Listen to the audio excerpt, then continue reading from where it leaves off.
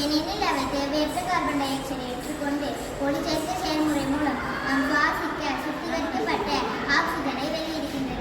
துரதிருஷ்டவசமாக பெருமளவிலான காடழிப்பின் விளைவாக கிரகத்தில் உள்ள மரங்களின் எண்ணிக்கை வெகுவாக குறைந்துள்ளது. மேலும் வளிமண்டலத்தின் புதிய ஆக்சிஜன் கிடைப்பது குறைந்துள்ளது. காடழிப்பு காற்று, நீர், மண் மற்றும் மாசுபாட்டிற்கு முக்கிய காரணமாகும். மரங்களை வெட்டுவதும் வனநிலங்களை அழிப்பதும் பெரும்பாலும் சாலைகளை விரிவுபடுத்துவதற்கும் கட்டிடங்களை கட்டுவதற்கும் வழிகளாக முடிவடைகின்றன. அமைதியான நாளைக்காக இதற்கு முற்றுப்புள்ளி வைக்க நாம் நடவடிக்கை எடுக்க வேண்டியது அவசியம்.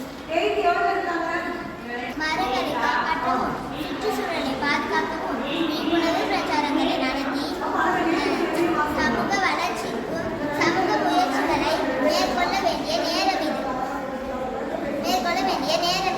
தனது மண்ணை அழிக்கும் ஒரு நாடு தன்னைத்தானே அழித்துக் கொள்கிறது. தனது மண்ணை அழிக்கும் ஒரு நாடு தன்னைத்தானே அழித்துக் கொள்கிறது.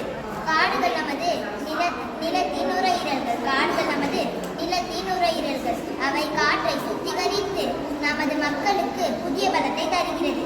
நமது மக்களுக்கு